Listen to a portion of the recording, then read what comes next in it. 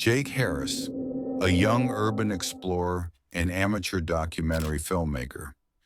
In October 2023, he set out with a camera, drone, and backpack, determined to uncover the truth behind Silver Pines.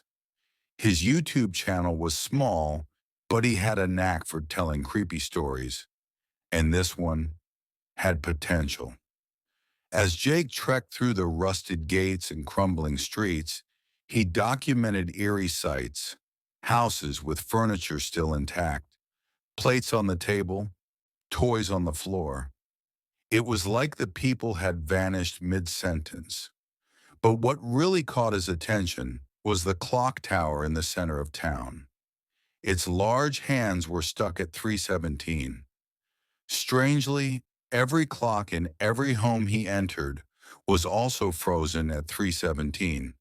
Jake dismissed it as coincidence. Maybe a power surge hit the town at that time before they evacuated. Still, the further he explored, the heavier the air seemed to get.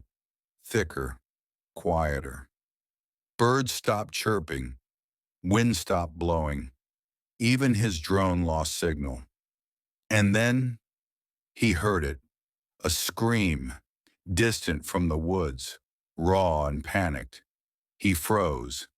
It echoed once, then silence.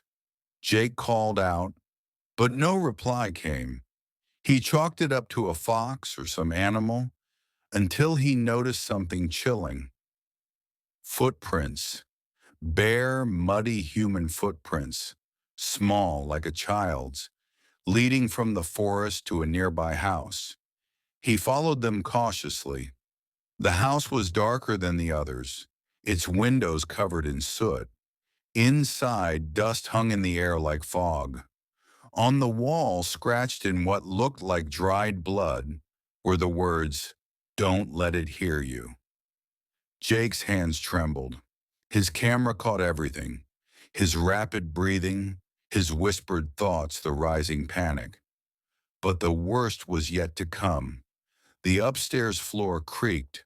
Someone or something was walking above him.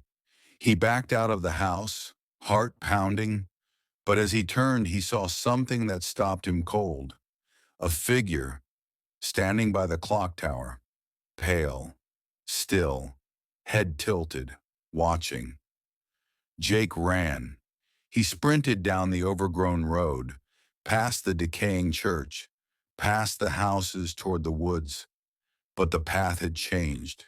Trees had shifted. There was no way out. Suddenly, the air grew icy. All sound vanished. And then he heard the tick, the first sound in hours. Tick, tick, tick. All the clocks everywhere had started again. And the time? 3:16. Jake screamed and dropped his camera. The last footage ever recovered from his SD card shows the second-hand move to 3:17, and then static. His body was never found, just the camera lying at the town's edge. Since then, others have tried to find Silver Pines, but it's not on any map, not anymore.